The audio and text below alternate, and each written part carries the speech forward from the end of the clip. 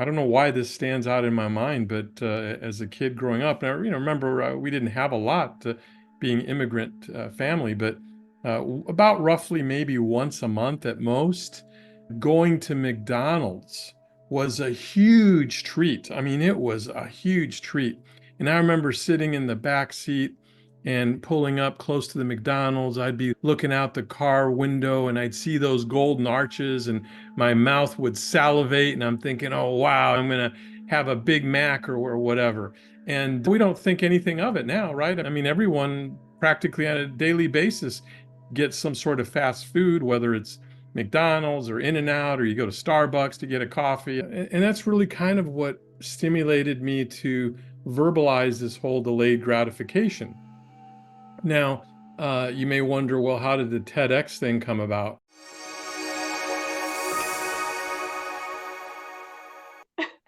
My guest today is Dr. Emilio Justo, who is a ophthalmologist specializing in plastic and ocular surgery. And it's not enough that he has a very busy practice in Arizona with 3 locations, but he delivered a TEDx talk called Delayed Gratification, Your Superpower to Success, that was the third most watched TEDx talk in 2023, reaching over 5.4 million people and counting. But he's not a one-trick pony, because 2 months ago, he delivered his second TEDx talk. And this one is called Unleash the Drive Within, the Obsession Advantage to Unprecedented Success. And since my channel is all about empowerment, I was really excited to have Emilio come on today to talk to us about his wisdom. So Emilio, welcome. Thank you for joining us. Well, thank you, Lori. It's a privilege. Thanks for having me on. I greatly appreciate it. Oh, I'm so excited to talk to you today. So let me just share with the audience. This is not any small practice you have. You are so busy that it takes 4 to 5 months to even get a consultation with you. So how in the world did you find time to deliver a TEDx talk, and what inspired you to do this? Great questions there.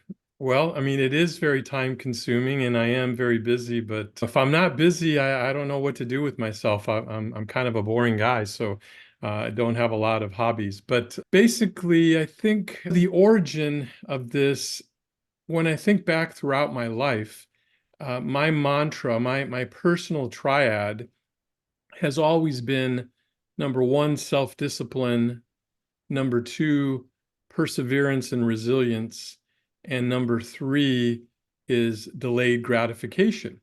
And I never really verbalized that to anyone. It's just always been in the back of my mind. That's kind of how my life has been from a very young age as a Cuban refugee, then going throughout high school and then college and medical school, et cetera. But then fast forward, I got to a point where my oldest son, who's now 19, has kind of wanted some instant gratification when it comes to cars.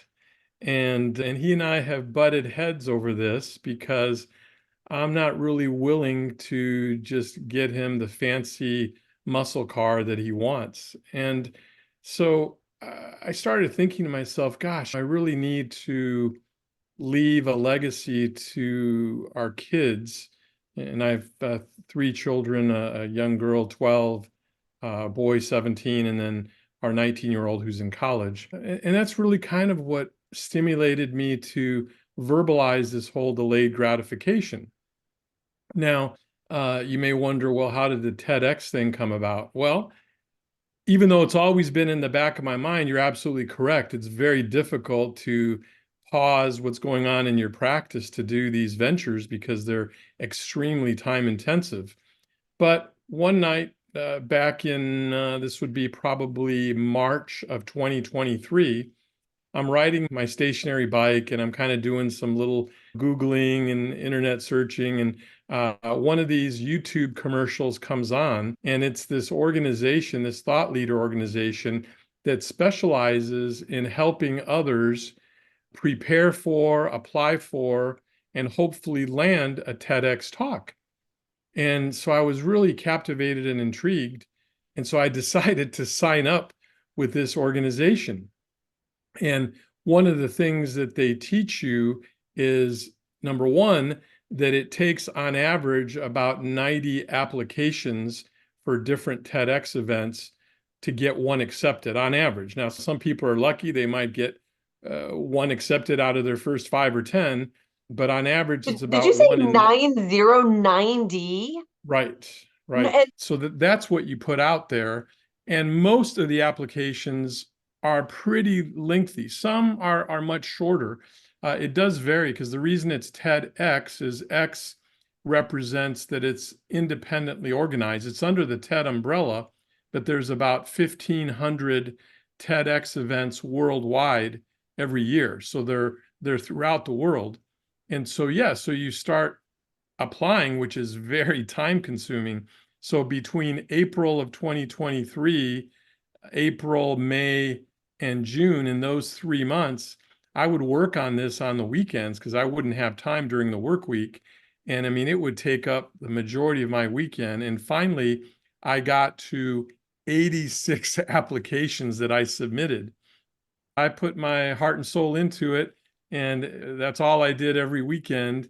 And I was able to pull it off. So it was you quite more than exhilarating. pulled it off. You killed it because it was the second most watched of. So in 2023, like that's a lot of TED Talks, TEDx talks that would have been presented that year. Do you have any idea how many were presented?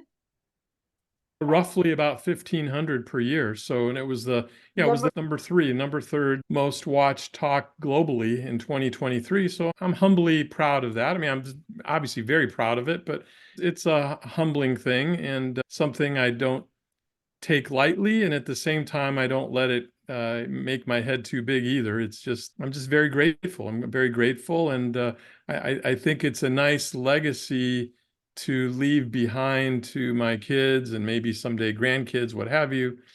But really, as a result, I don't know if you're aware of this, Lori, or not, if I shared this with you before, but as a result of the success of that talk, I don't remember what month I started, but in the either end of 2023 or beginning of 2024, I started writing a book, which I had never done before.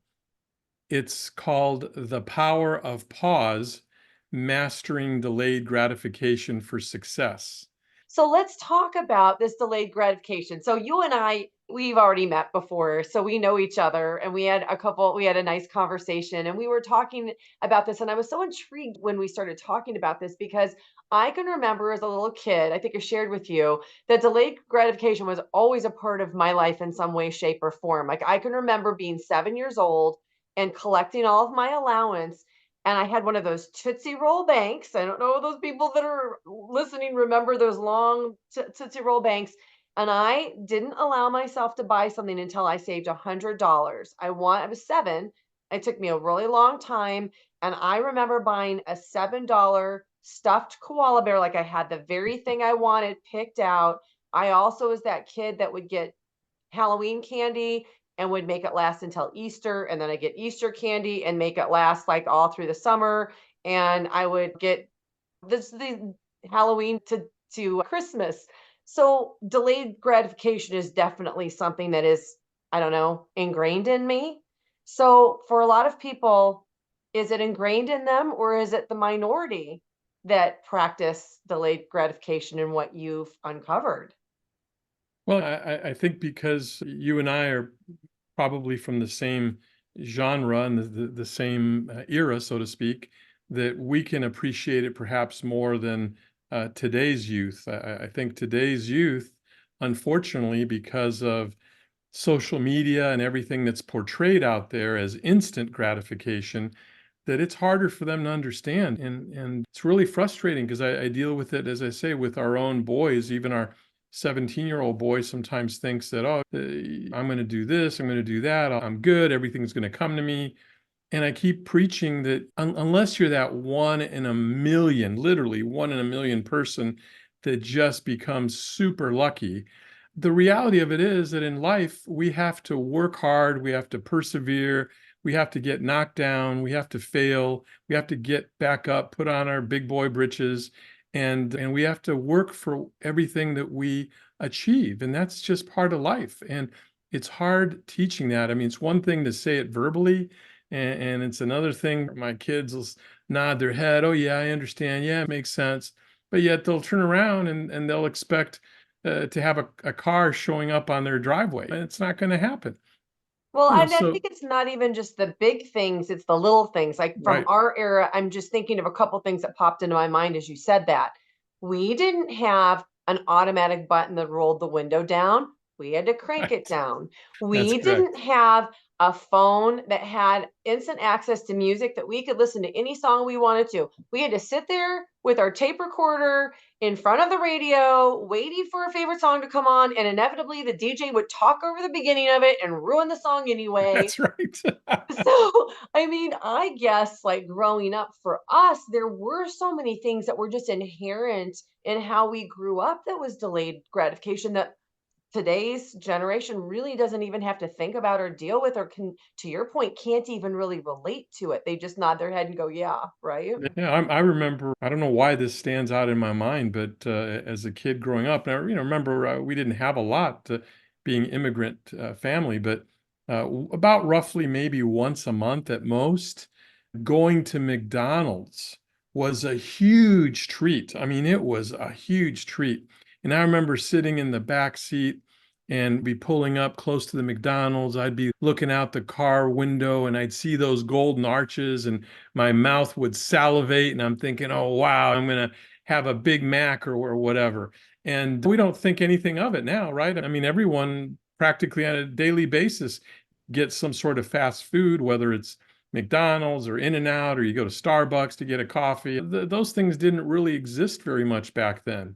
And Mm-mm. and to have that treat maybe once a month, maybe that was a huge treat. And now it's kind of an expectation. Or the kids go out, oh, can I have $5 to get a coffee or to do this or do that? They just expect it all. It's a different time in life. And I mean, I get it. We have to kind of roll with the punches and stay up with the times, but I'm a firm believer, as I share with everyone, especially youth, I'm a firm believer that even though technology may progress and certain things in our life progresses, but ultimately when it boils down to it, our integrity, our inner being, our way of life, everything that we do really stays the same. Just like, for example, fashions may change, but really fashions always circle back around. So one day it's slacks that are longer, that are worn down to almost the floor. The next decade, it's slacks that are up an inch off your shoes, ties. It all circles back around. And basically in our lives, it's the same self-discipline regardless of the technology. It doesn't matter what the technology is, doesn't matter what social media shows us about these young people out there allegedly, and the key word is allegedly, getting rich and famous and all of that. It doesn't matter. I mean, basically, things at their core, principles and foundations do not really change, even though the world around us may change and we may have faster cars, bigger planes, but at the core, it's all basically the same. Do you think this jacket would look better if I put some shoulder pads in it? No, I think it looks great as it is. Everything comes back around. I'm waiting for the shoulder pads to come back. Yeah. Okay, so why is it that you believe that delayed gratification is the superpower to success? Great question. Well, I think if one practices delayed gratification, which again is not just merely avoiding instant gratification, but it's taking you through the process, that delayed process of the self-discipline, of persevering, of the hard work. And ultimately, if you go through those steps, the end result is that you will have success, and it will be a success that matters to you, that really resonates with you. Because remember, success that's instant Well, what's a perfect example? I'm not one, I rarely buy lottery tickets. I don't know why, I just never think about it. But let's say you read about lottery winners. And so here they have instant gratification. They win $1 million. But if you also read about the history of lottery winners, a very high percentage of them lose all their money or spend it all or give it away to people who swindle them. And so here they had this instant gratification. And so you would think now that because of wealth that they're successful. But in reality, most of them end up losing it and they lose that success. Whereas if you really persevere and take the time to educate yourself, to work hard, to learn by encountering failures. I mean, I'm a big believer that when you're dealt a bag of lemons, what do? You got to make lemonade out of it. And so when you go through the process and then finally you hit that milestone, whether it's a small win or a huge victory, it doesn't matter. Every milestone counts. And as you hit these milestones, they mean more to you and invigorate you and they empower you because the more success that you've earned, and the key word is earned, then it builds upon itself to get bigger successes that you then earn. And when you've earned it, it means so much more, and no one can take it away from you. Mm. Unlike winning the lottery, where you didn't really earn it, you just got lucky, and then you take your eye off the ball. Next thing you know, you've lost all your money.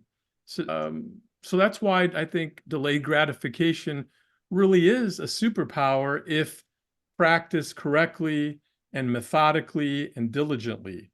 Okay, so let's say that I'm somebody watching who isn't familiar with this. Conceptually, I get it. I understand what you're saying, but I think about it and don't have a lot of this in my life. How does somebody start to practice what you called and referred to as the steps to get to a point where they can start practicing a delayed gratification?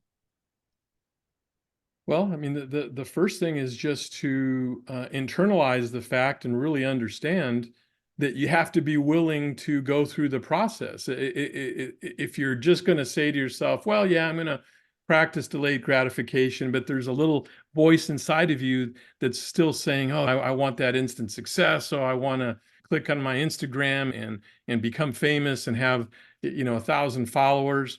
No, I mean, you got to first be grounded and you have to know yourself and kind of shun from the people around you who are basically poisoning your mental faculties. Really, you have to have a support network of people who are like-minded and who will help foster this delayed gratification and give you support and give you positive feedback.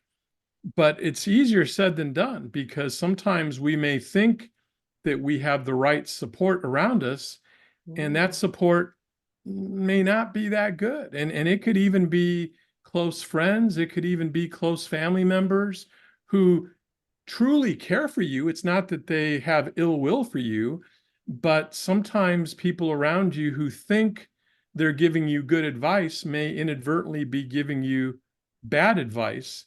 So you got to be grounded. You got to just start from scratch. You have to self-educate yourself in any aspect of life, whether it's personal development, professional development. You have to take charge of your life in every aspect. It doesn't matter if it's going to the doctor's office. I'm a big believer in advocating for yourself. I mean, not necessarily getting into an argument with the doctor that you're seeing, but you got to ask questions. You got to understand. If you don't understand and ask the right questions, you could end up with a bad outcome or make poor decisions. So in everything in life, whether it's your financial stability, right? You have to self-educate yourself on what are the proper things to do. Am I going to save responsibly? Am I going to automate a certain amount out of my paycheck to go into a retirement account or go into a savings account? Am I going to look ahead? I mean, here's a perfect example that frankly, maybe I'll take a little bit of credit. Part of it, maybe God was looking out over me. But many years ago, I was actually just starting my residency. So this is, of course, a long time ago. And one of my plastic surgery mentors, his brother was an insurance agent, and he wanted me to see his brother. So, okay, I did. And his brother talked to me and educated me about long-term care insurance. And I didn't know anything about it. Well, long story short, next thing I know, I end up purchasing long-term care insurance for my mother, right? Because I'm an only child. And I'm thinking, okay, the day is going to come that my mother is going to need help. And if she's disabled, if she's in a bad situation, if she needs to be in a care facility, it's going to all be on me. And I'm going to feel that need being from our culture where we take care of our parents. So this is now maybe 25 years ago, 30 years ago. So I bought long-term care insurance and continued paying these premiums that were substantial for years. Well, who would have guessed it? But about 10, 12 years ago, my mother started declining and she ended up having to go first into an assisted living facility. Then, in the more recent years, 5 or 6 years ago, she really started having bad dementia issues. Now she's in a skilled nursing facility. And all those premiums that I put in, which I was cursing under my mouth doing that for so many years, they have now all been reimbursed, if you will. They've been paid for and more because that long-term care insurance has now paid back exponentially in keeping her in a skilled nursing facility, which is a lot of money, right? I mean, the skilled nursing facility is about 10 grand a month, right? If you're a self-pay, it's no chump change. And so it's an example of how planning and looking at the future, which is very difficult when you're young. I'll be the first to admit, when I was young, if I had to do things differently, there's so many things I could have done much better, more efficiently, not made as many mistakes, but you learn through your mistakes. So that's okay. One of my few fortes in life, I don't have many, but one of them is that I never look back on my mistakes and dwell on them. Never. As a matter of fact, people will have to remind me of my mistakes, because I'll forget about them. I'll say, "What? Are you kidding me? Did I do that? I can't even remember that." So I put those mistakes behind me, but I try to learn from them so that I don't repeat them, hopefully.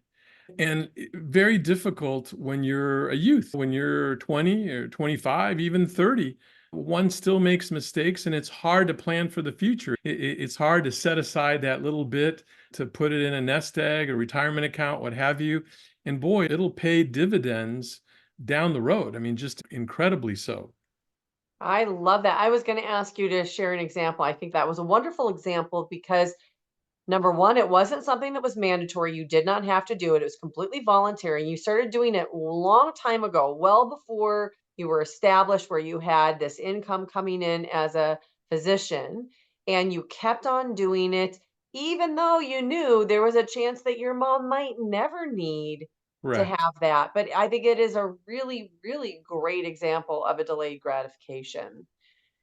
So thank you for sharing that. All right, well, there's kind of a combination here because you had a second TEDx talk, and it also talks about success in the second part of the title, but this one was called Unleashing the Drive Within, and it's called The Obsession Advantage for Unprecedented Success. So Right. this is not available for anybody to watch yet. When it is, I'll have it in the show notes, but you just delivered this 2 months ago. Will you share a little bit about what that is and how you thought of this idea? Did it connect with the first one? Yeah, so basically, in a way, I think it's inextricably linked from not so much delayed gratification, but from my personal triad. Remember the personal triad being self-discipline, perseverance and resilience, and then delayed gratification. So the obsession advantage is really my way of talking about the perseverance and resilience. But I kind of like the term obsession. Why? Because obsession, when people hear that term, many people automatically think of it in a negative connotation, right? They think of, oh, I'm OCD, I'm obsessed, I'm some psychiatric illness. But in my world, I think of it totally as a positive because, as my buddy Will Harris and I talk about, progression in life, any type of progression requires obsession. And that obsession means you have to be all in, you have to be fixated, you have to be resilient, you have to persevere. You can't let anything knock you down and keep you down. Sometimes we take sometimes a temporary setback is really just a step back. So you can't confuse a setback with a step back. Sometimes you have to bounce forward, and sometimes you have to bounce up, and you have to really go for what you believe and what you desire, but it requires that obsession and that determination, which is critical. And sometimes, again, not to knock our youth of today, but sometimes I feel that they don't really have the true obsession. They may think that they do. Oh, I want this, but a want and a desire is different from an obsession. An obsession is that you're not going to stop till you get it, but in a good way. It's not like you're not going to stop until you get it because you're going to run over the person next to you and you're going to do something negative to them. It has nothing to do with that. It's just the inner drive of being obsessed about your end goal. And again, I'm just a firm believer that we must be obsessed about ultimately what we want to achieve in our life. And without that true obsession, we'll just constantly be running ourselves in circles and not really achieving the outcome that we deserve and we desire. Oh, I love that so much. I'm so glad that you said that about the negative connotation because as soon as you started talking, that was what I was going to bring up. I am obsessed with hiking. I'm obsessed with a lot of things. And I remember somebody very close to me using that and using that word very negatively. And I didn't say anything, but in my head, I knew that it wasn't negative. So thank you for saying that because it's almost giving permission to look at it in a different way. I want to share a saying that I heard many, many, many years ago, like probably in 1999, 98, 90, 2000, right around that time. And it was a woman who was talking about doing something for a certain length of time. I'm going to use 2 years as the example when I say this saying. Do for 2 years what most people won't. Have for the rest of your life what most people want.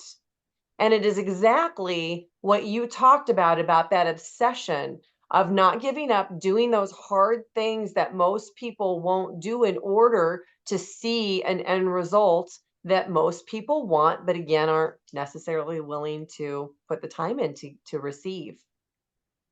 That is correct. That is correct. And I think truly, if you look at the so-called, successful people, and what do we mean by that? We can define successful in many different ways, but I think we generally get the concept. If you look at most successful people, whether they be athletes, celebrities, business people, entrepreneurs, whoever they may be, the reality of it is that these people, it just didn't fall in their lap. They were obsessed with whatever it is that they ended up being successful at. And they worked hard, they practiced over and over, they made plenty of mistakes. There were many failures, particularly in the business world, right? Most of these super successful billionaires didn't just wake up and become a billionaire. I mean, they had lots of failures. And you have to be able to, you almost have to be able to want to fail. I think it's okay to want to fail. There was one person, I'm trying to remember who it was, that I read about in a book, who I think is brilliant, and I wish I would practice it more with our kids, is that basically when he comes home, the first thing that he asks his children is, well, what did you fail at today? And he wants to know what they failed at. And it sounds, on the surface, it sounds like a strange question. But really, what he's trying to get at is that if that child can elucidate something that they failed at, well, ultimately, that's going to bring them and rise them to a higher level, because by failing at something, that child's going to learn to be resilient and to come back and become better at something else and to get back up off the ground. So failure is good. We should almost encourage it, as crazy as it sounds, because we No, it's need to not. bounce back. We need to bounce back from that failure. It makes us stronger on the inside, which ultimately will make us stronger on the outside. And obsession is just part of that. We in my core, in my heart of hearts, I'm just an absolute believer in obsession. I love that. Thank you for sharing that and sharing that example, because one of the things that I really love about a show like this is that when I bring somebody who is an expert and has wisdom, they have gathered wisdom not only from their own experiences but also from other things that they've heard. And you just gave people a tip, especially talking about kids. I'm going to add to that because when my kids were little, we always had sit down dinners. I was a stay-at-home mom until my kids were in first grade. And so I can remember afterwards, it was very, very specific sit down dinner. So we would have time with the kids. And if you ask them how was their day, you would get the same kind of answer. And so I started switching it up. And there were two questions that they had to answer every night. One, what was your favorite thing that happened today? So then you would learn a little bit of a story about what's going on in their life. And number two, what would you change about your day? Which was a positive way of asking what negative thing happened. Right. And it was amazing not only about how much you would learn, but how much they would have, because they would have to be thinking about this. They knew that they were going to be asked. And my kids are 5 or 27 and 25 now. So it's definitely something I know that shaped them because it made them look at their day. So I think that's super powerful. So you're writing this book, and this book, is it a combination of kind of both of those TEDx talks? To some degree. I mean, it really, I wrote the book before I put together my talk on obsession. So it's really geared more towards the delayed gratification, and it branches out into different aspects of our life, professional life, personal life. I talk about, for example, what I shared here earlier with the financial aspects of life, the support structures in life. So it really focuses more um, on the delayed gratification. The subtitle to the book is called A Blueprint for Enduring Fulfillment. So it's more on the delayed gratification. But yeah, it's the first time I've never written a book. This was a new experience for me. Again, a very time-intensive experience, just like applying for these TEDx talks and writing these talks. If this was my only job in life, it would be much, much simpler. But when you're working 40, 50 hours a week normally, and then have to do this on the so-called spare time or free time, it becomes a bit of a challenge. But I'm the sort of person who doesn't just stay put very much. I'm kind of past that. I don't watch TV a whole lot, just maybe some a little bit of news here or there. So I always have to stay busy doing something. And right now, this is kind of my calling, at least for now, until something else comes up. If you have any of your viewers out there who have any leads as far as the movie or TV business, I'd be interested to talk to you. I love it. Because I love it. I'm Well, I sure hope you're obsessed with writing because I have a feeling you're going to be doing a second book on the second TEDx talk, talking about how you are going to have to unleash this obsession within to have unprecedented success. So this has been so wonderful. I think that this is giving people something to think about. Maybe not even necessarily for them, but how can they take these ideas and share them with their children or their grandchildren, because I think that these all help to make somebody more successful in the long run. So if people want to connect with you, how can they do that? Right. Well, there's a few different ways. So I have, besides my practice website, which is arizonaeyeinstitute.com, but I actually have a personal website. I don't know if I shared this with you, Lori. So You it's didn't know. basically, it's dremiliojusto.com, but doctor is DR. So it's DR, and then the spelling of my name is EMILIOJUSTO. So dremiliojusto.com. So you can contact me through the website. I have a toll-free telephone number, 877-545-8800, 877-545-8800. Feel free to call me at that number. It actually goes directly to me, although you might get my voice message, in which case I'll call you back. But through the website is always good.